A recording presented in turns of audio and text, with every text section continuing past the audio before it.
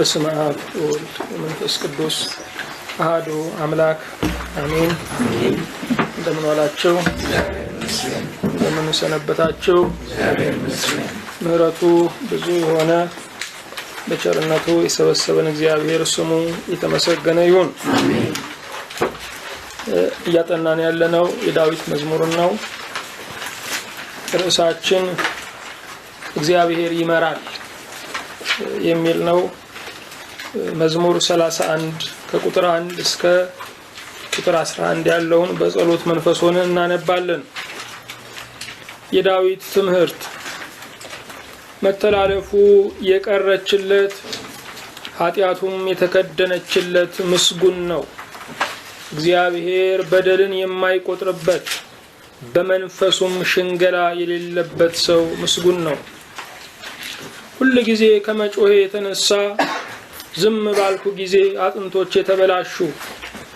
በቀንና በሌሊት እጅ ከብዳብኛለችና እርጥበቴም ለበጋ ትኩሳት ተለወጠ። ኃጢአቴን ላንተ አስታወቅኩ፣ በደሌንም አልሸፈንኩም። ለእግዚአብሔር መተላለፌን እነግራለሁ አልኩ፣ አንተም የልቤን ኃጢአት ተውህልኝ። ስለዚህ ቅዱስ ሁሉ በምቹ ጊዜ ወደ አንተ ይለምናል፣ ብዙ የጥፋት ውሃም ወደ እርሱ አይቀርብም። አንተ ለእኔ መሸሸጊያዬ ነህ፣ ከጣርም ትጠብቀኛለህ፣ ከከበቡኝም ታድነኝ ዘንድ ደስታዬ ነህ። አስተምርሃለሁ፣ በምትሄድበትም መንገድ እመራሃለሁ። ዓይኖቼን በአንተ ላይ አጠናለሁ፣ ወደ አንተ እንዳይቀርቡ በልባብና በልጓም ጉንጫቸውን እንደሚለጉሟቸው ልብ እንደሌላቸው እንደ ፈረስና እንደ በቅሎ አትሁኑ። በኃጢአተኛ ብዙ መቅሰፍት አለበት፣ በእግዚአብሔር የሚታመነውን ግን ምሕረት ይከበዋል። ጻድቃን ሆይ በእግዚአብሔር ደስ ይበላችሁ፣ ሐሴትም አድርጉ፣ ልባችሁም የቀና ሁላችሁ እልል በሉ። ቅዱስ የዘላለም አምላክ እግዚአብሔር ሆይ እናመሰግንሃለን። አሜን። ምሕረትህን ያገነንክልን ሰውን የምትወድ ብርቱ አምላክ ከፍ ከፍ እናደርግሃለን። አሜን። በልልና ያለው ማንም ሊሽርህ በማይችለው ሹመት፣ ማንም ሊያሳጣህ በማይችለው ብልጥግና፣ ማንም ሊያጎድልብህ በማይችለው ሙላት የምትኖር ሰውም በመውደድህ ከጥንት ጀምሮ የታወክ አንተም እንደኛ ያለነውን አሽከሮችህን ትቢያና አፈር ጭንጋፍም የምንሆነውን በመውደድህ ያላፈርክብን አምላክ እናመሰግንሃለን። አሜን። የመኖራችን ምክንያት፣ የሕይወታችን ዋስትና፣ የስብራታችን ሁሉ ጠገን፣ የጭጋጉ ሁሉ ፍካት፣ የጨለማውን ብርሃን ጌታ ሆይ የመራመዳችንም ጉልበት፣ የመብለታችንም ጣዕሙ፣ የመልበሳችንም ድምቀቱ አንተ ነህና እናመሰግንሃለን። አሜን። ሁሉንም የምትይዝ ጌታ አንተ የሌለህበት ነገር ሁሉ በድን ነው። አንተ የሌለህበት ህልውና፣ አንተ የሌለህበት ኑሮ፣ አንተ የሌለህበት ህብረት፣ አንተ የሌለህበት ትዳር፣ አንተ የሌለህበት ማግኘት፣ አንተ የሌለህበት እውቀት፣ አንተ የሌለህበት ከበሬታ፣ አንተ የሌለህበት ዝና፣ አንተ የሌለህበት ቤተ መንግስት፣ አንተ የሌለህበት ከፍታ ሁሉ በእውነት በድን ነውና የሬሳ ሸክም ነውና ለእኛና የእኛ ለሆነው ነገራችን እንድትገኝበት ነፍስ እንድትዘራበት ጌታ ሆይ እንለምንሃለን። አሜን። ዛሬ ለሞተው ነገራችን ትንሣኤ እንድትሰጠው የመኖርም አቅም እንድትሆነው እንለምንሃለን። አሜን። ሁሉንም የምትይዝ ጌታ ሆይ ቃል ከሰማይ እንዲመጣ ድምፅህም ከአርያም እንዲሰማ ዛሬ ለምትፈልግ ነፍስ ሁሉ ደግሞ ራስህን ያለመሰሰት እንድትገልጥ የታመመው እንዲድን፣ የደከመው እንዲበረታ፣ የዛለው እንደገና እንዲያንሰራራ፣ ወደ ሞት የሚሄደው ሁሉ ነፍስ እንዲዘራ ጌታ እግዚአብሔር ሆይ እንለምንሃለን። ለእኔ ለባሪያ የምናገርበትን ከመንፈስ ቅዱስ የሆነውን ጥበብ ለባሪያዎች ደግሞ የሚሰሙበትን የውስጥ ጆሮ አቤቱ አድለን። በአንድ ልጅ በኢየሱስ ክርስቶስ በእርሱ ያለ ክብር ጽን ላንተ ይገባል። ከእርሱ ጋራ ከመንፈስ ቅዱስም ጋራ ትክክል የሚሆን ዛሬም ዘውትርም ለዘላለሙ አሜን።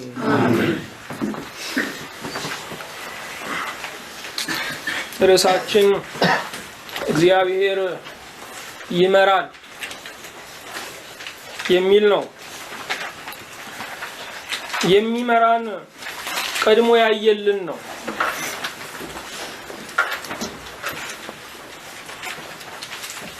እግዚአብሔር ነጋችንን ያየልን አምላክ ነው። ሕፃናት ከቤታቸው ሲወጡ ከወላጆቻቸው ጋር መሆናቸው ብቻውን የልባቸው ድፍረት ነው። ያለ ካርታ ነው የሚንቀሳቀሱት። ያለ ሙሉ መረጃ ነው የሚንቀሳቀሱት።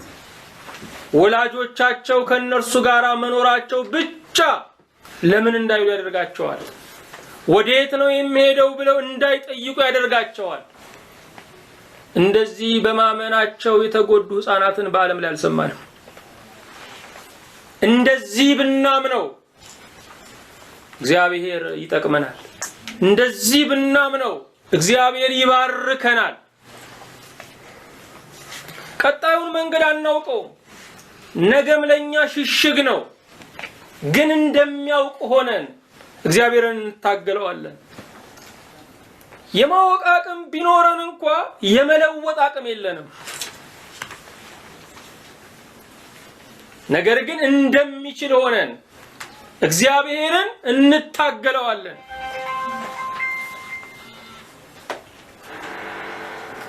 ለእግዚአብሔር ያልሰጠናቸው ጉዳዮች አሉ። ለእግዚአብሔር የሰጠናቸው ከፊል ጉዳዮች አሉ። ለእግዚአብሔር ሙሉ በሙሉ ያስረከብነው ጉዳዮች አሉ። አንዳንድ ሰው ለኔ ያለሁት እኔ ነኝ ብሎ ነው የሚኖረው። ለራሱ መንግስት ነው፣ ለራሱ ንጉስ ነው፣ ለራሱ ጌታ ነው፣ ለራሱ ወዳጅ ነው። ለራሱ ያለው እሱ ብቻ ነው። ስለዚህ ይህ ሰው ከራስ በላይ ንፋስ እንጂ ከራስ በላይ እግዚአብሔር ብሎ አያምንም። አይሁዳውያን እዚያ አናታቸው ላይ የሚያስቀምጡት ቆብ አለ። ትርጉሙ ምንድነው ብዬ ጠየቅኩኝ። ከኛ በላይ እግዚአብሔር አለ።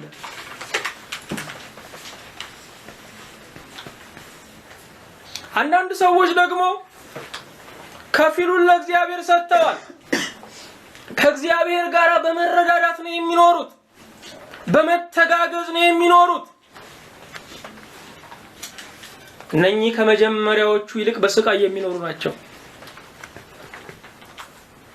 አይችሉም፣ ግን የሚችሉ ይመስላቸዋል።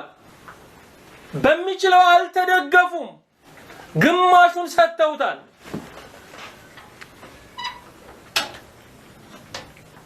ከፊል መልሶች ከሙሉ ጥያቄ በላይ የማሰቃየት አቅም አላቸው። ከፊል መልስ ነው ያላቸው፣ ግማሽ መልስ ነው ያላቸው። አንድ ሰው የሚሸከመውን ዕቃ ሁለት ሰዎች ሲሸከሙት ክብደቱ እየጨመረ ነው የሚመጣው፣ መጓተቱ ያከብደዋል። አንዱ እግዚአብሔር የሚሸከመውን ጉዳያችንን እኛና እግዚአብሔር ስንይዘው መጓተቱ ያከብደዋል። ሙሉ በሙሉ ደግሞ ጉዳያቸውን ለእግዚአብሔር ሰጥተው ያረፉአሉ። እግዚአብሔር ያልፋል፣ ግን መንገድ ሲለቁለት ያልፋል። እግዚአብሔር ይሰራል፣ ግን ሙሉ በሙሉ ሲለቁለት ይሰራል። እግዚአብሔር በዘመናት ሁሉ ከሰው ጋር በሽርክና ሰርቶ አያውቅም። ሙሉ በሙሉ በእምነት ስንለቅለት እግዚአብሔር ይተጋል። በሕይወታችን ላይ የተሰማናቸው ጸሎቶች፣ የተደረጉልን መዳኖች አሉ። እነኚህ ጥቂቶች ስለሆኑ ጉብ ጉብ ብለው ይታዩናል። የሕይወት መንገዳችንን ዞር ብለን ስናይ እነዚህን ኮረብታዎች እናያለን። ቁርጥ ልመና በእግዚአብሔር ፊት ያቀረብንበት ቁርጥ መልስ ያገኘንባቸው ናቸው። በቁርጥ እግዚአብሔርን ስንለምነው በቁርጥ እግዚአብሔር ይሰማል። በእምነት ነገሮቻችንን ለእርሱ ስናስረክብ እግዚአብሔር በድል መስራት ይጀምራል። እግዚአብሔርን እንዳናምን ከሚያደርጉን ነገሮች አንዱ ያላለቁ ሙከራዎቻችን ናቸው። ስለዚህ እግዚአብሔር የሰውን ዙር እስክንጨርስ ዝም ይለናል። እግዚአብሔር ያቅማችንን ዙር እስክንጨርስ ዝም ይለናል። እግዚአብሔር ተስፋ ያደረግናቸውን ነገሮች ዙሩን እስክንጨርስ ዝም ይለናል።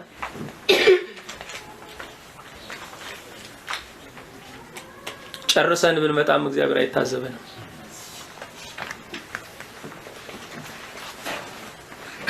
ሐኪሞቹ ከፍተኛውን በሽታ ለማስወገድ በሰውየው ላይ የተቀጸለውን ነገር ቆርጦ ለማውጣት ከሰውየው መንቃት መተኛቱን የሚረዳቸው፣ ስለዚህ አስፈቅደው የሚያስተኛ በግማሽ የሚገድል መድኃኒት ይሰጡታል።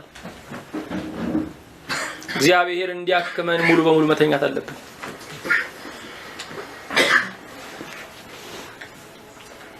እግዚአብሔር እንዲያክመን ሙሉ በሙሉ መተኛት አለብን።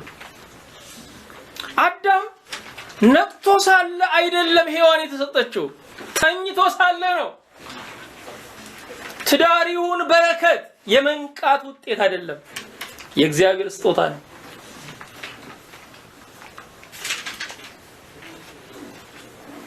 እኛ የምናበጀው ጨረስን ስንል የምንጀምረው ነው። የሰው ጥረት በዘመናት ሁሉ ብዙ መሰረት ያለው አንድ ጉልላት ግን የሌለው ነው። ብዙ ጅምሮች አሉን፣ ፍጻሜዎች ግን በጣም ጥቂቶች ናቸው። እግዚአብሔር ከጀመረ ግን እግዚአብሔር ይጨርሳል። ስሙ የተባረከ ይሁን። ምክንያቱም እግዚአብሔር አልፋ ነው ይጀምራል፣ እግዚአብሔር ኦሜጋ ነው ይጨርሳል። አዎ ሕፃናት ወላጆቻቸውን መረጃ ሳይጠይቁ ይከተላሉ። ነገ ምን እንደሆነ አናውቅም ወገኖቼ። ነገ ምን መሆኑን አለማወቃችንም በረከት ነው። ማወቅ ብቻ አይደለም፣ አለማወቅም እድሜን ያረዝማል። ብዙ ነገሮችን አለማወቃችን ረድቶናል። ነገ የእግዚአብሔር ምስጢር ነው። ነገ በእግዚአብሔር እጅ ነው። የኔ ድርሻ አንድ ነገር ነው፣ እግዚአብሔርን ብቻ መከተል። እሱን እከተላለሁ፣ ባደረሰኝ ግብ ላይ ደርሳለሁ። እሱን እከተላለሁ፣ ውጤቱ ሁሉ አያሳስበኝም። እግዚአብሔር ለአብርሃም የሰጠውን ቃል ታስታውሳላችሁ። እኔ ወደማሳይ ምድር ውጣ ነው ያለው እግዚአብሔር። አብርሃም እኔ ወዳየሁት ምድር መሄድ ነው የምፈልገው አላለም። ስለሚኖርበት ሀገር መልክዓ ምድር የአየር ጠባይ አልጠየቀም። እኔ ወደማሳይህ እግዚአብሔር ወዳየለት ለመሄድ ጨከነ። አብርሃም እግዚአብሔር ወዳየለት ለመሄድ በመጨከኑ ይሄው ለዘመናት ተባርኮ ቀረ። ሞቶም አልረሳል ነው፣ ሞቶም አላስተኛል ነው፣ ሞቶም ያስተምረናል። አዎ እግዚአብሔር ይመራል። የሚመራ ቀድሞ ያየልን ነው። ያየናቸውን ነገሮች ተከትለናል፣ ስንደርስባቸው ህልም ሆነዋል። ያየልን ነገር ግን እየጎላ እንጂ እየተነነ አይመጣም። እግዚአብሔር ይመራል። እግዚአብሔር ካልመራን ሰው ከመመራት ነፃ አይደለም። ወይ ስሜታችን ይመራናል፣ ወይ ዘመኑ ይመራናል፣ ወይ ብልጦች ይመሩናል፣ ወይ ትንሽ ያነበቡ ይመሩናል፣ ወይ ፖለቲከኞች ይመሩናል፣ ወይ ባለጠጎች ይመሩናል፣ ወይ ዝነኞች ይመሩናል። እግዚአብሔር የለም በተባለበት ዘመን አምላክ የለንም ያሉ ሰዎች አምላክ የለም ብለው የሰበኩትን እነሱን ያመለኩት፣ የነሱን ፎቶ ሰቅለው ሲሳለሙ ይኖሩት፣ በእነሱ ስም ነው ሲምሉ ይኖሩት። ሰው ከመመራት ነፃ አይደለም። እግዚአብሔር ካልመራን ስጋችን ይመራናል፣ ስሜታችን ይመራናል፣ አስተሳሰባችን ይመራናል፣ የግል ማስተዋላችን ይመራናል፣ ዘመኑ ይመራናል፣ ማህበረሰቡ የተቀበለው ነገር ይመራናል፣ ባህሉ ይመራናል። መልካም ግብ ያለው እግዚአብሔር ሲመራን ነው። እግዚአብሔር ይመራል። እግዚአብሔር ግን የሚመራው እንደ ሕፃን ፍጹም በሚደገፉበት እነሱን ነው የሚመራው። ብልጦችን እግዚአብሔር አይመራም። አውቃለሁ ባዮችን እግዚአብሔር አይመራም። እግዚአብሔርን ሲከተሉ ትርፍና ኪሳራቸውን የሚተምኑትን ስሌታውያንን እግዚአብሔር አይመራም። እግዚአብሔር የሚመራው የእምነት ሰዎችን ነው። የእምነት ሰዎች ምን አይነት ናቸው? ውጤቱ ምን መሆኑን ሳያገናዝቡ እግዚአብሔር ላላቸው ቃል ብቻ የሚታዘዙ፣ ውጤቱ ምን መሆኑን ሳያሳስባቸው እግዚአብሔር ላላቸው ቃል ብቻ የሚታዘዙ እነርሱ የእምነት ሰዎች ናቸው። የእምነት ሰዎች ናቸው። ወገኖቼ ይህ ዘመን ስናየው የእግዚአብሔር ምሪት በጣም የሚያስፈልግበት ዘመን ነው። ካለፉት ዘመናት ይልቅ በዛሬው ዘመን የሰው ልጅ በገዛ አስተሳሰቡ ጠፍቷል። የእግዚአብሔርን ቃል ስንሰማ እንኳ የሚመቸንን እየመረጥን ነው የምንሰማው። በመጨረሻው ዘመን ከሚነሱ ፈተናዎች አንዱ ሰዎች ለልባቸው የሚመቻቸውን አስተማሪ እንደሚያከማቹ ነው። በየቡድኑ ስናየው፣ በየህብረቱ ስናየው፣ በየአብያተ ክርስቲያናቱ ስናየው ሰው የሚጥመውን የራሱን አስተማሪ እያዘጋጀ መሆኑን ነው የምናየው። ዛሬ ሰዎች በቤተ ክርስቲያን መጥተው መስማት የሚፈልጉት ከጥንቆላ ያልተናነሰ እንዲህ ያለብሽ፣ እንዲህ ትሆኛለሽ፣ ቤትሽ እንዲህ ያለ፣ እንዲህ አይነት ልብስ የለበሰ የሚል ንግርት የሚነግራቸው ነው የሚፈልጉት። ወገኖቼ የልባችሁን የሚነግራችሁ ምን ይሰራላችኋል? እግዚአብሔር የልቡን ቢነግራችሁ ይሻላል። የልባችሁን ማታቁት የለ እንዴ? ቤታችሁን ታቁታላችሁ እኮ። እግዚአብሔር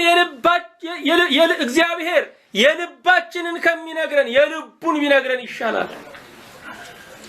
ያቺ ሳምራዊት ሴት ጌታ ኢየሱስ ክርስቶስ በቀትር እሷን አድራሻ አድርጎ መጣ። በጣም የሚደንቅ ነው። ዋጋ ከፍሎላታል። ደግሞም ስለ እርሷ ሲናገር ደቀ መዛሙርቱ እንኳን ታሪኳን እንዳይሰሙ ምግብ ግዙ ብሎ ሸኛቸው።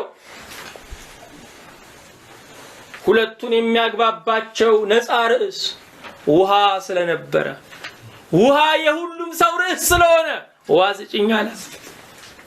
አንቺ ኃጢአተኛ ንስሐ ግቢ አላለም። አንቺ አመንዝራ አላለም። ወገኖቼ ጌታ ይረዳናል እንጂ አያስደነግጠንም።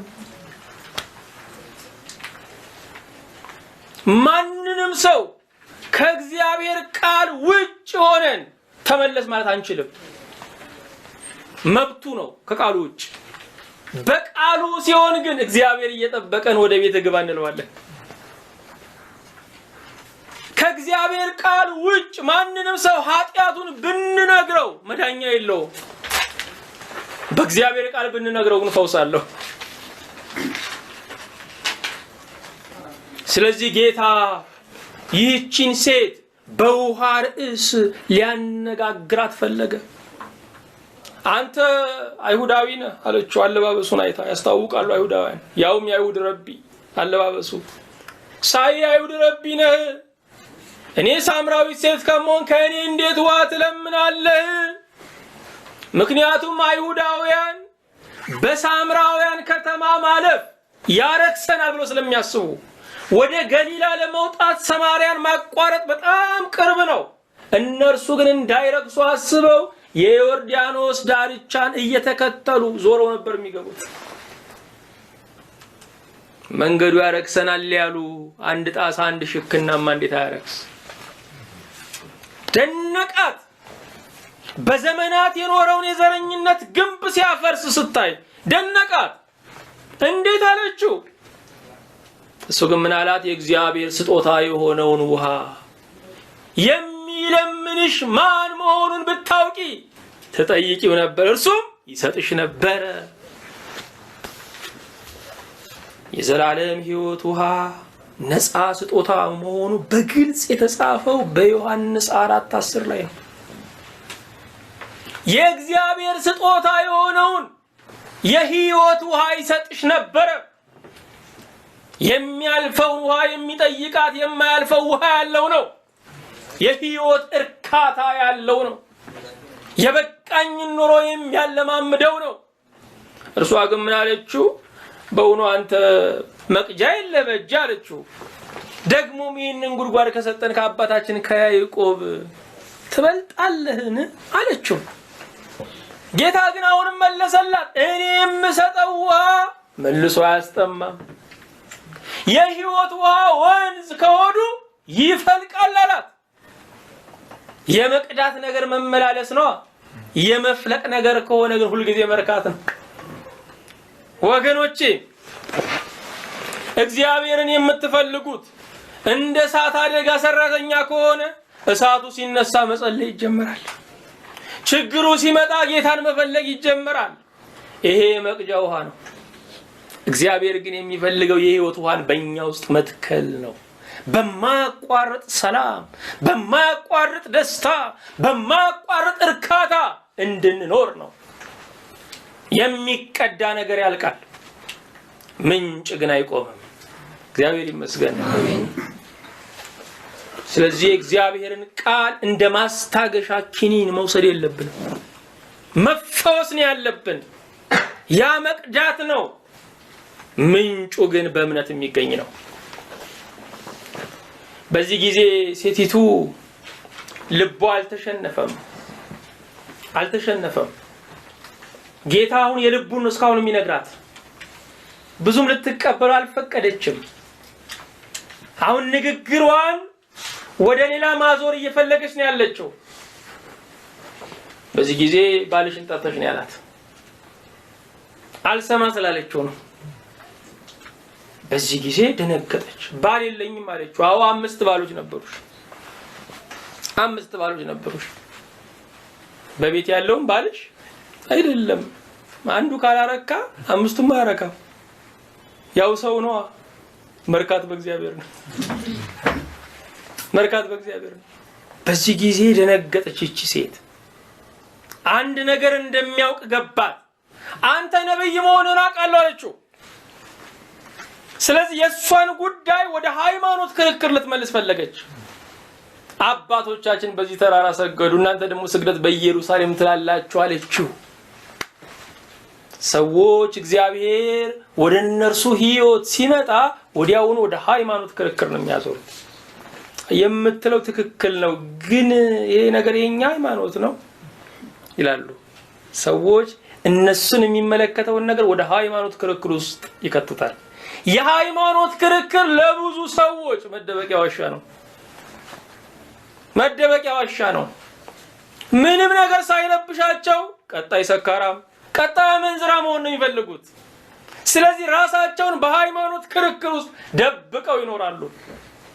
ይህች ሴት ክርስቶስ ነብይ መሆኑን ያየችው የልቡን ሲነግራት አይደለም፣ የልቧን ሲነግራት ነው። ወገኖቼ ወደ እግዚአብሔር ሐሳብ ቶሎ ለመድረስ የልቡን ማግኘት ይቻላል። አለበዚያ ወገኖቼ የእግዚአብሔርን ቃል የሚያገለግሉ ሰዎችን ሳይቀር እናስታቸዋለን። ትንቢት ውለዱ ስንላቸው ሰው የሚወደው ይህን ነው እያሉ ያልጋረዱ ጠንቋዮች ይሆናሉ። ያልጎዘጎዙ ጠንቋዮች ነው የሚሆኑት። የልባችን ከሚነገረን የልቡን ቢነግረን ይሻላል። ክብር ለእግዚአብሔር ይሁን። ብዙ ሰዎች ተነግሮኛል ትነግሳለህ ተብያለሁ የሚሉ ሰዎች ነው ገጥመውኛል። ስለሚነግሱ ወደፊት ስራ የማይሰሩ እንግዲህ አንድ ወንበር ነው ያለው፣ በየቦታው ነው ትነግሳለህ የሚባለው። ስንት ሰው ነው የሚነግሰው ወገኖቼ? ንግስናስ በረከት ነው ወይ ወገኖቼ? እንደው በግድ ከመጣ እግዚአብሔር ያስችል እግዚአብሔር ያጥናህ የሚባልበት እኮ ነው እንጂ ደስ እኮ የሚደረግበት አይደለም። እግዚአብሔር ያስበን። አሜን። እግዚአብሔር ይመራል። እግዚአብሔር የሚመራን የልቡን እየነገረን ነው። ምሪት የሚገኘው ከእግዚአብሔር ልብ ነው። ምሪት የሚገኘው ከእግዚአብሔር ልብ ነው። የእግዚአብሔርን ሐሳብ ከመረዳት ውስጥ ነው ያለው። አዎ እግዚአብሔር ይመራል። ክብር ለእግዚአብሔር ይሁን። የእግዚአብሔር ቃል እንኳን የምድር ኑሯችንን መዝለቅ አይደለም ወገኖች፣ ሰማይ ሊያደርሰን የታመነ ነው። ሰማይና ምድር ያልፋሉ፣ ቃሌ ግን አያልፍም ነው ያለው። ከሰማይና ከምድር እልፈት በኋላ ምን ይኖራል ብትሉ ቃሉ ነው የሚኖረው። ቃሉ ነው የሚኖረው። ስለዚህ ሁሉ ጊዜ ለቃሉ ክብረት መስጠት አለብን። ሁሉ ጊዜ እቅዴን ጌታ ሆይ እንድትፈጽምልኝ ፈልጋለሁ፣ ዓላማዬን እንድታሳካልኝ ፈልጋለሁ ከማለት ዓላማህን በእኔ እንድታሳካ ፈልጋለሁ፣ እቅድህን በሕይወቴ እንድትፈጽም ፈልጋለሁ። ምክንያቱም የኛ እቅድ በእግዚአብሔር ፊት ከጎተራ እህል አንድ አተር እንደመለመን ነው። በጣም ትንሽ ነው። ካሰብነው ያሰበልን ይበልጣል። የምናስበው በጣም ትንሽ ነገር ነው ወገኖች፣ 3-4 ነገር ነው፣ ይዘጋል፣ ከዛ በኋላ ያበቃል። እግዚአብሔር ያየልን ግን በጣም ትልቅ ነው። ያየልንን መድረስ አይደለም ማሰብ እንኳን ገና አልቻልንም። ያየልንን መድረስ አይደለም ማሰብ እንኳን ገና አልጀመርንም። ገና እያሳሰበን ያለው። ምክንያቱም ማሰብ ካልጀመርን መሆን አይመጣማ።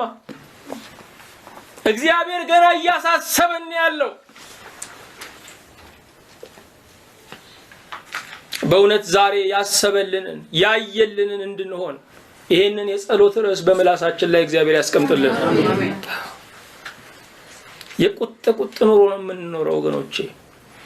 እኔ እንዳሰብኩት፣ እኔ እንዳቀድኩት፣ እኔ እንደምመኘው ችርቻሮ ነው። የእርሱ ግን ምንጭ ነው። ይፈልቃል። በመንፈሳዊ ህይወታችሁ እየበሰላችሁ ስትመጡ ጸሎታችሁን ጭምር እየፈራችሁ ስትመጡት። ስለዚህ ጸሎታችሁ መጨረሻ ላይ ጌታ ሆይ እንደ ፈቃድ ብዙ ጅራፎች ላያችን ላይ ያለቁት ለምንን ያመጣናቸው ናቸው። አያ ተማላ ጅብ አወረደች ይባላል። አንዳንድ የኛ ምህለላ ጅብ ለማውረድ ሊሆን ይችላል። የፈቀድከው በህይወቴ ይሁን ያልከውን አድርግ። አንተ በሌለበት ነገር ዋጋ መክፈል ሰልችቶኛል። እግዚአብሔር በሌለበት ነገር ዋጋ መክፈል ከባድ ነው ወገኖች። እግዚአብሔር ያሸከመን መከራ ረድኤት አለው። እኛ የጎተትነው መከራ ግን ረድኤት የለውም።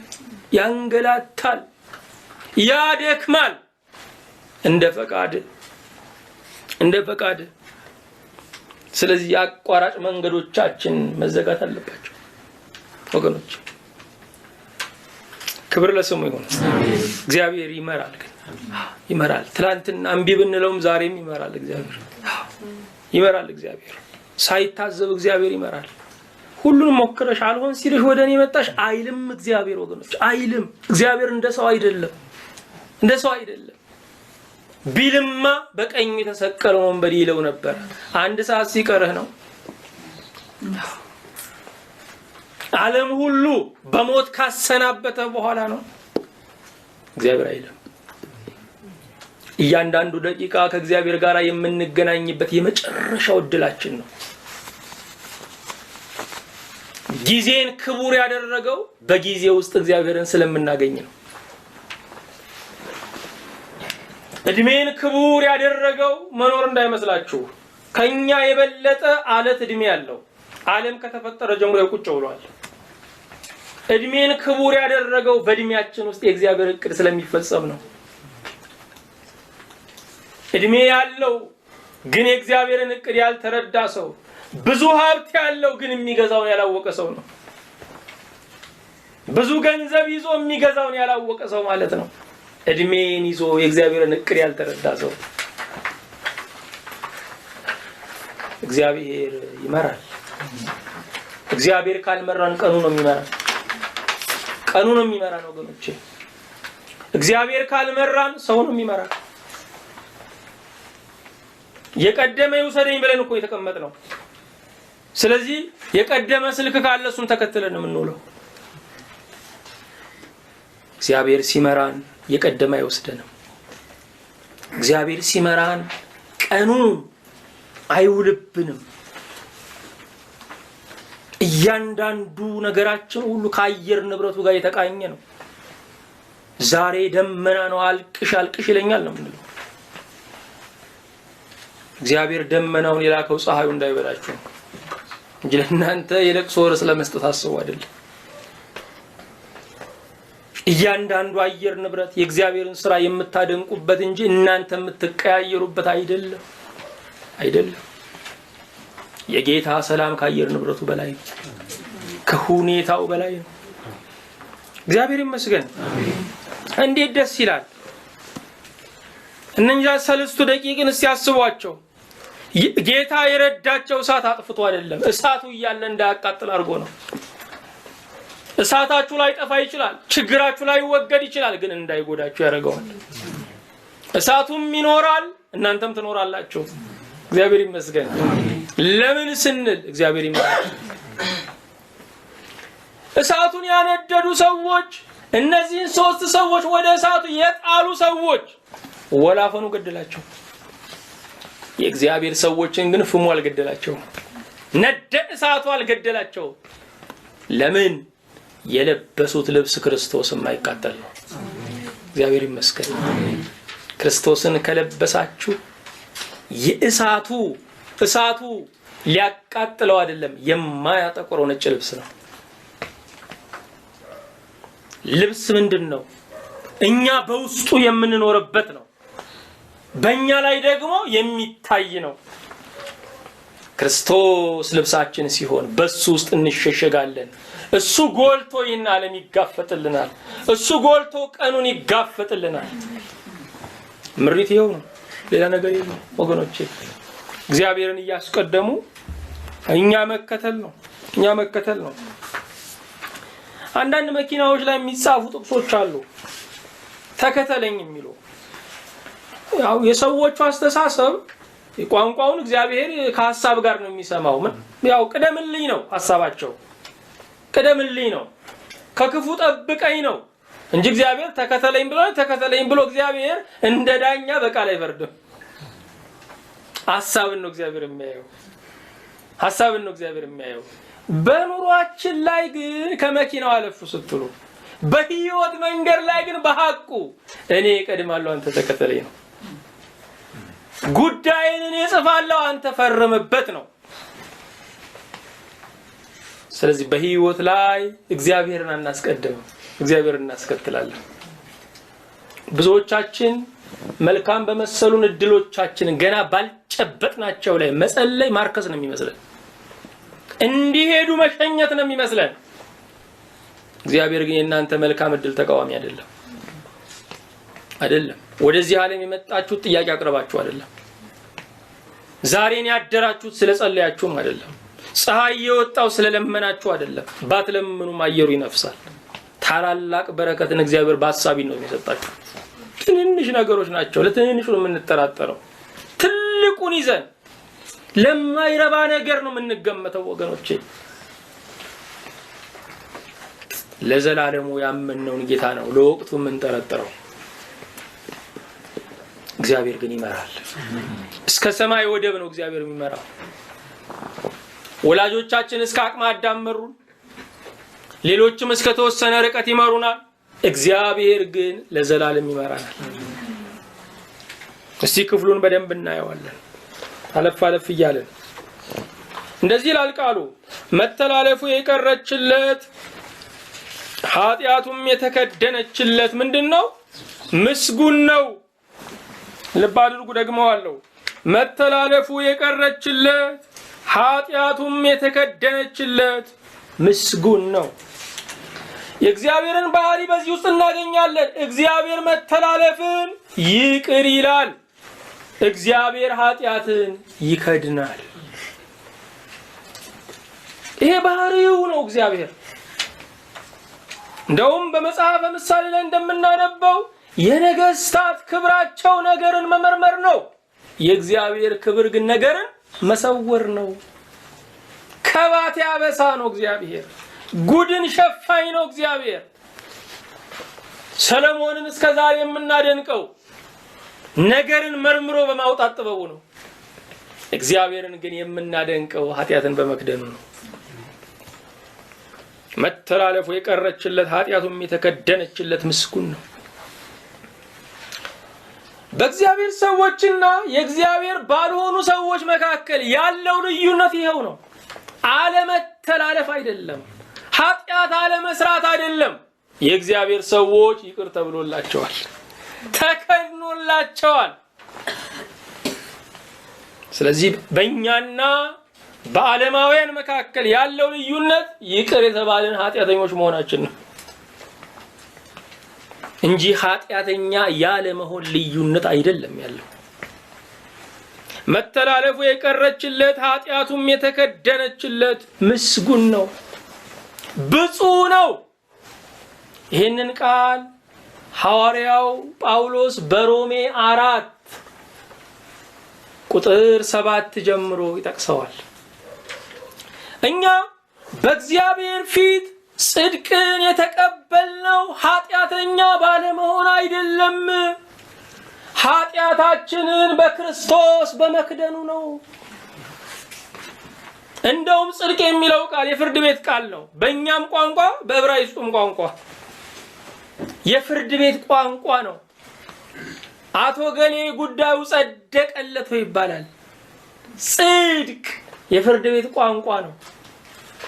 ፍርድ ቤት ቆሞ ዳኛው በነፃ የለቀቀው ሰው እገሌ ዛሬ ጸደቀ ይባላል። እኛ ጽድቅን በእግዚአብሔር ፊት ያገኘነው ዳኛው እግዚአብሔር የልጁ የክርስቶስን ደም አይቶ እኛም በነፃ መልቀቁ ነው እንጂ ኃጢአተኛ ለመሆናችን አይደለም። የብጽህናችን ምንጩ ኃጢአተኛ ለመሆን አይደለም፣ ኃጢአት መከደኑ ነው። መተላለፉ የቀረችለት ኃጢአቱም የተከደነችለት ምስጉን ነው።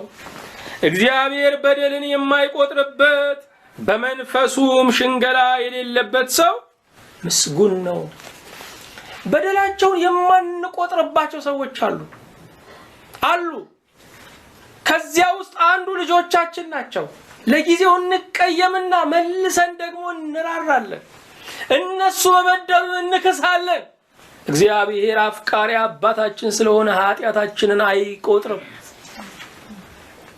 እግዚአብሔር ኃጢአታችንን አሳንሶ ባያየው ኖሮ ምን እንሆን ነበር?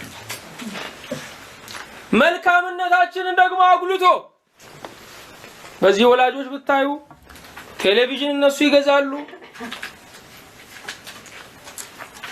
ሶኬት የገዛው ልጃቸው ግን ቀኑ ሙሉ ሲተርኩለት ነው የሚሉት። ልጄ እኮ ነው ያመጣልኝ ይላሉ። ልጄ ነው እንዲህ ያደረገልኝ ይላሉ። ልጄ ነው ይሄን ያደረገው ይላሉ። ለምን? አፍቃሪ ትንሹን ያጎላል፣ ትንሹን ጽድቅ ያጎላል፣ ትልቁን ኃጢአት ደግሞ ያሳንሳል። ጌታ አፍቃሪያችን ስለሆነ የሰናፍጭ ታህል እምነት ብትኖራችሁ አለ ትንሹን ያበዛዋል። እሱ በነብይ ስም ቀዝቃዛ ጽዋ አንድ ብርጭቆ ውሃ ይሰጣ ዋጋው አይጠፋበትም አለ። ትንሹን ያጎላዋል። ለምን? አፍቃሪያችን ነው። ስሙ ብሩክ ይሁን። በመንፈሱም ሽንገላ የሌለበት ሰው ምስጉን ነው። ይሄ የመንፈስ ሽንገላ ወገኖች በጣም ረቂቅ ነው። እኛ የአፍ ሽንገላንና የላይ ሽንገላዎችን እንኳን ለማወቅ በጣም ነው የምንቸገረው። በመንፈስ ውስጥ ያለ ሽንገላ ደግሞ በጣም ረቂቅ ነው። ሽንገላ ምንድን ነው? የጭንብል ኑሮ ነው። ሽንገላ ያልሆኑትን መምሰል ነው። የመንፈስ ሽንገላ ያልሆነውን ነገር ለራሳችን ማሳመን ነው። ያልሆነውን ነገር ለራስ ማሳመን ነው። የውጭ ሽንገላ ለሰዎች ማሳመን ነው። የመንፈስ ሽንገላ ግን ለራስ ማሳመን ነው። በመንፈሱ ሽንገላ የሌለበት ሰው ምስጉን ነው። ስለዚህ በእግዚአብሔር ፊት ኃጢአታችን እንዳይቆጠር በውስጣችን ልናምንለት ይገባናል።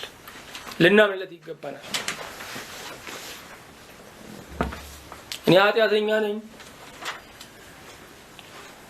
በደለኛ ነኝ፣ ጸልዩልኝ እንላለን አይደል? ሁላችን ኃጢአተኛ ናችሁ ሲሉ ደግሞ እንጣላለን። ከልብ አይደለማ ከልብ አይደለም ሲሉን ደግሞ ትግል ይገጠማል።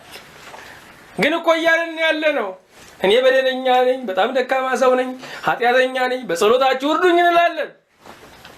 አዎ ኃጢአተኛ ነህ በደለኛ ነህ አላውቅም ወይ ሲባል ደግሞ ተም ይጀምራል። ለእግዚአብሔር ግን መራቆት ይገባናል። በመንፈሱም ሽንገላ የለበሰው ምስጉን ነው። ሁል ጊዜ ከመጮሄ የተነሳ ዝም ባልኩ ጊዜ አጥንቶቼ ተበላሹ። ወገኖቼ በስነ ልቡናውም ዓለም ሳይቀር የታመነበት ነገር ነው። የሚጸልዩ ሰዎች ሰላም አላቸው። ለምን ስንል ሲጮሁ አጥንቶቻቸው ይለመልማሉ፣ ይታደሳሉ። ዝም ሲል አጥንቶቹ መበላሸት ጀመሩ። መጸለይ እግዚአብሔርን የማያምኑ አማካሪዎች እንኳን ሳይቀር ለአምላክ ዝም ብለህ ጸልይ ነው የሚሉት። መጸለይ የተቃጠለውን አየር ማስወጣት ነው፣ መተንፈስ ነው፣ አዲስ አየር ማስገባት ነው። መጸለይ ሕክምና ነው ወገኖቼ፣ እንደቀላል እንዳታዩት። መታከም ነው፣ መፈወስ ነው። ሁል ጊዜ መጮህ፣ በመንገድም ስትሄዱ መኪናም ስትነዱ ዝም ብላችሁ እየጸለያችሁ ከእግዚአብሔር ጋር እያወጋችሁ መሄድ መጽናናትን ያበዛል፣ ደስታን ይጨምራል። ዝም ስንል ግን መበላሸት ይጀምራል። አጥንቶቼን የሚለው አጥንት ስጋ የቆመበት ምሰሶ ነው። እዝለፈለፋለሁ ነው፣ አቅም አጣለሁ፣ ለመኖር ጉልበት ይነሳኛል ማለት ነው። ስለዚህ ጸሎት ኃይል መሞያ ነው፣ ኃይል መሞያ ነው። ብዙዎቻችን ስልካችንን ካልሞላ ነው እንደማናገረን እናውቃለን። እኛ ግን ሳንሞላ ለመናገር እንወጣለን፣ ሳንሞላ ለመኖር እንወጣለን። መሞላት የህይወት ህግ ነው። ቁጥር 4 ላይ በቀንና በሌሊት እጅ ከብዳብኛለችና እርጥበቴም ለበጋ ትኩሳት ተለወጠ ይላል። በቀንና በሌሊት ምን እጅ ከብዳብኛለች፣ ተቀይመኛል ነው እያለ ያለው፣ ተቆጥተኛል እያለ ነው ያለው። እርጥበቴም ለበጋ ትኩሳት ተለወጠ ምን ማለት ነው? በእርጥበቱ ሰዓት ብርድ ብርድ ይለዋል፣ ብቸኝነት ባዶነት ይሰማዋል። አሁን ደግሞ ለበጋ ትኩሳት ምን ማለት ነው? ለብሶ እንደገና ያቃጥለዋል፣ ተከቦ ይረበሻል። ያኛው ብቸኝነት፣ አሁን ደግሞ የመከበብ ፈተና ተለወጠብኝ። ክረምትና በጋው ለኔ ትግል ሆነብኝ ነው እያለ ያለው። ፈተናዬና ትግሌ አላቋርጥ አለ ነው እያለ ያለው። ኃጢአቴን ላንተ አስታወቅኩ፣ በደሌንም አልሸፈንኩም፣ ለእግዚአብሔር መተላለፌን እነግራለሁ አልኩ። አንተም የልቤን ኃጢአት ተውልኝ። እግዚአብሔር ይመስገን። አዎ ወገኖቼ በደላችንን ለሱ መንገር ይገባል። ኃጢአታችንን ለሱ ማሳወቅ ይገባናል። መተላለፍን ለሱ መንገር የተሻለ ነው ወገኖቼ። እግዚአብሔር ይተውልናል፣ ይቀብርልናል፣ ይረሳልናል። በዘመናት ሁሉ በኢትዮጵያ ታሪክም በሰዎች በደል ለመሾም የወጡ ብዙ ቀሳውስት ነበሩ። በአፄ ቴዎድሮስ ዘመንም ተከስቷል። እንደዚሁም ደግሞ በንጉሥ ኃይለ ሥላሴ ዘመንም ተከስቷል። አንድ ሰው ሞተ። በንጉሥ ኃይለ ሥላሴ ንጉሠ ሸዋ በንጉሥ ኃይለ ሥላሴ ዘመን ነው ሞተ። ገዳይ አልታወቀም። ቤተሰቦቹ ሞከሩ፣ በህግም ተሞከረ፣ ሊገኝ አልቻለም። ለካ የገደለው ጎረቤት ነው። ስልኮቻችሁ ለምን አታጠፉ? ገዳዩ ለካ ጎረቤት ነው። ይሄ ጎረቤት በጠና ይታመምና ንስሐ አባቱን ጠርቶ የዛ ሰው ገዳይ እኮ እኔ ነኝ አላቸው። ይናዙኝ አላቸው። የሞትኩ እንደሆነ አንዱ በሬ ለርሶ ነው የምተኛበት፣ ደግሞ የጠፍር አልጋ ነው፣ በዛ ዘመን ትልቅ አልጋ ነው። እሱንም አውርሻለሁ። ንስሐውን ተቀበሉ፣ ኑዛዜውንም ተቀበሉ። ሰውየው ከተናዘዘ በኋላ እያገገመ እየተሻለው እንደውም ስራ ጀመረ። ቢያዩ በሬው አይመጣ፣ ቢያዩ አልጋው አይመጣ። በዚህ ጊዜ ቀጥ ብለው ሄደው ለንጉሥ ኃይለ ሥላሴ የገሌ ገዳይ ማን እንደሆነ ደርሼበታለሁ አሉ። ማን ነው? እገሌ ነው። በምን አወቅ? ንስሐውን ለኔ ነግሮኛል አለ። ንጉሥ ኃይለ ሥላሴ ከመቀመጫቸው ተነስተው መቃብር ዛሬ አፍ አወጣሉ። የእግዚአብሔር ሰው አገልጋይ መቃብር ነው። የሰማውን አያወራም። መቋጠሪያ ከሌለው አርፎ መቀመጥ ነው፣ አለማገልገል ነው። ምክንያቱም አገልግሎት አንዱ እግዚአብሔርን መሆን ነው፣ እንደራሴ መሆን ነው፣ ከባቴ አበሳ መሆን ነው። መቃብር ዛሬ አፍ አወጣ አሉ። ቤተሰብ ተሰበሰበ። ገለሃሉ የተባለ ያ ሰው አዎ ገድያለሁ፣ ግን ኃጢአቴን ነግሬያለሁ ለቄሱ። እሱ ኃጢአቱን አወርዷል፣ እርሶ ግን ተሸክመዋል ተብለው በሞት ተቀጡ። በአፄ ቴዎድሮስ ዘመን በኢትዮጵያ ታሪክ በሙሉ እንደዚህ ያሉ ቀሳውሶች በሞት ይቀጡ ነበር። አዎ መተላለፌን ለማን ነግራለሁ? ለእግዚአብሔር ነግራለሁ። የእግዚአብሔር ሰዎች ካልሆኑ በስተቀር ወገኖች፣ እግዚአብሔርን የሚፈሩ ሰዎች ካልሆኑ በስተቀር አስፈላጊያችን አይደለም። ለእግዚአብሔር መንገሩ ነው የተሻለው። ስለዚህ ቅዱስ ሁሉ በምቹ ጊዜ ወደ አንተ ይለምናል፣ ብዙ የጥፋት ውሃም ወደ እርሱ አይቀርብም። ቅዱስ ሁሉ በምቹ ጊዜ ወደ ማን ይለምናል? ወደ እግዚአብሔር ይለምናል። አለማቋረጥ ወደ እግዚአብሔር መለመን መከራን ያርቃል። ብዙ የጥፋት ውሃ ወደ እርሱ አይቀርቡም ነው የሚለው። በምቹ ጊዜ ምን ማለት ነው? ስራችንንም እየሰራን ሊሆን ይችላል። ትንሽ ፋታ ስናገኝ ሽሽግ እያልንም ሊሆን ይችላል። ወገኖቼ በገበያ ውስጥ ብትጸልዩም እናንተ ለመጸለይ ካልተቸገራችሁ እግዚአብሔር ለመስማት አይቸገርም። በምቹ ጊዜ ሁሉ ወደ እግዚአብሔር አቤት አቤት ማለት ክፉ ቀንን ለማለፍ ይረዳል። በዘመናት ሁሉ ክፉ ቀን ሲመጣ ብልጦች አላለፉ። ክፉ ቀንን ብልጠት አያሳልፈውም፣ ጸሎት ነው የሚያሳልፈው። አስቀድመው የጸለዩት ጸሎት፣ አስቀድመው የለመኑት ልመና ከመጣ በኋላ መመቀጣት ነው እንጂ ምን ልመና አለ? አስቀድሞ መጮህ ይገባል።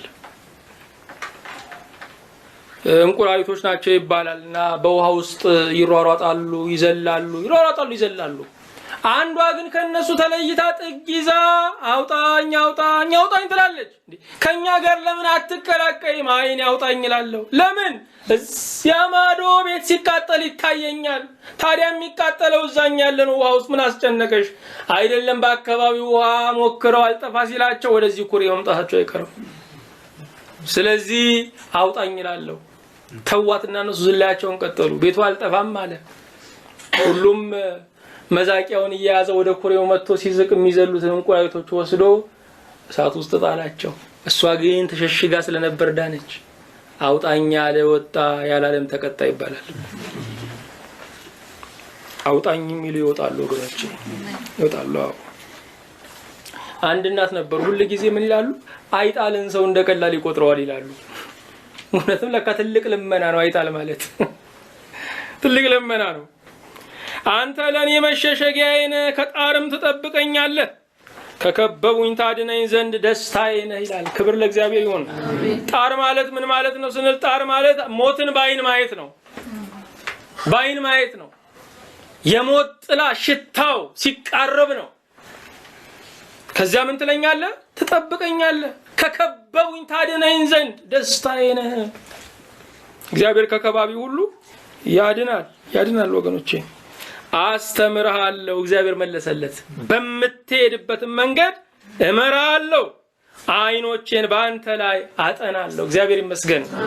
አስተምርሃለሁ፣ እጆችን ይዤ የሕይወትን ሆሄ የሕይወትን አልፋ አስቆጥርሃለሁ። እንዴት ደስ ይላል ወገኖቼ! እንደኛ ባለ ሀገር ላይ ስለ ሕይወት ዕውቀት በጣም ደከም ያለ ባለበት ባደግንበት ቤተሰብ ስለ ምግብ እንጂ ስለ ሕይወት ምንም ትምህርት አላገኘንም።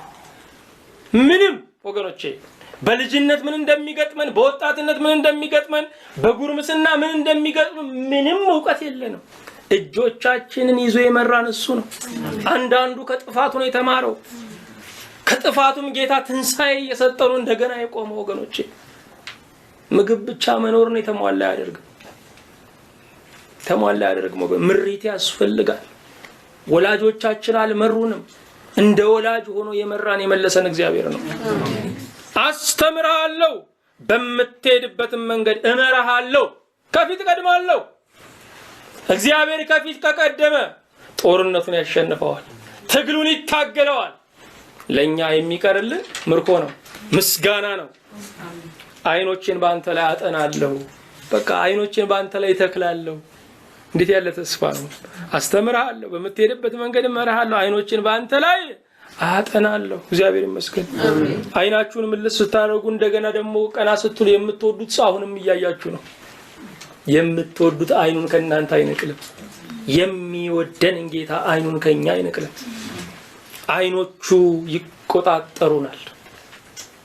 አይኖቹ እኛም ብቻ አይደለም በዙሪያችን የዘመተብንን ሁሉ ያዩልናል።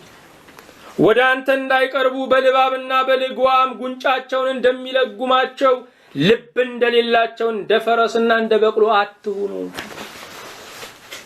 ልድገምላችሁ። ወደ አንተ እንዳይቀርቡ በልባብና በልጓም ጉንጫቸውን እንደሚለጉማቸው ልብ እንደሌላቸው እንደ ፈረስና እንደ በቅሎ አትሁኑ።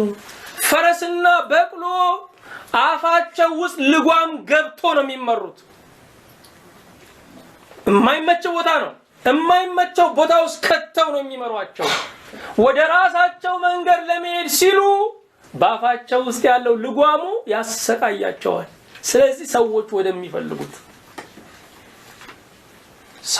ወደሚፈልጉት የሚሄዱ ሰውን ብቻ ለማስደሰት የሚኖሩ ሰዎች ልብ እንደሌላቸው እንደ ፈረስና እንደ በቅሎ ናቸው። ወደ እግዚአብሔር መቅረብ አይችሉም። ስለዚህ እግዚአብሔር እንዲመራን ያስፈልገው እንደ ፈረስና እንደ በቅሎ ሰዎች እንዳይመሩን ነው። ሁኔታዎች እንዳይመሩን ነው። በኃጢአተኛ ብዙ መቅሰፍት አለበት። ብዙሃኑ እንደተቀበሉት ክፉ ባልንጀሮች ወደሚመሩን መሄድ ብዙ ምን አለበት? መቅሰፍት አለበት። በእግዚአብሔር የሚታመነውን ግን ምህረት ይቀበዋል። ወገኖቼ እግዚአብሔርን ብቻ እከተላለሁ ማለት ዋጋ ያስከፍላል። ነገር ግን በእግዚአብሔር የሚታመነውን ምህረት በረከት ይከበዋል፣ መክሰር የለውም ነው። ጻድቃን ሆይ በእግዚአብሔር ደስ ይበላችሁ ሐሴትም አድርጉ። ስለዚህ ደስታና ሐሴት የጻድቃን ወይም የእውነተኞች በረከት ነው። ልባችሁም የቀና ሁላችሁ እልል በሉ። የእልልታ ኑሮ ያለው በልብ ምንድነው? ቅንነት ውስጥ ነው። የአፍ ቅንነት አላክሞ መናገር መቻል አይደለም። የልብ ቅንነት፣ ያስተሳሰብ ቅንነት እግዚአብሔር ይመራል። እግዚአብሔር ግን የሚመራን መጀመሪያ መተላለፋችንን አስወግዶ ነው። ኃጢአታችንን ከድኖ ነው። በላያችን ላይ ጽድቃችን ሆኖ ነው። ይሄ ብቻ አይደለም። እግዚአብሔር የሚመራን ኃጢአታችንን ይቅር ብሎ ብቻ አይደለም። በሁለተኛ ደረጃ እግዚአብሔር የሚመራን በጸሎት ነው። መጸለይ ምሪትን መቀበል ነው። እግዚአብሔር የሚመራን አሁንም በማስተማር ነው።